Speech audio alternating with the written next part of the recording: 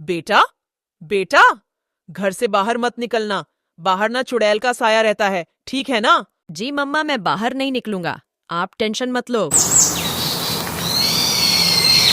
मम्मा तो गई खाना लाने, अब मैं जाता हूँ बाहर घूमने। ही, बड़ा मजा आएगा।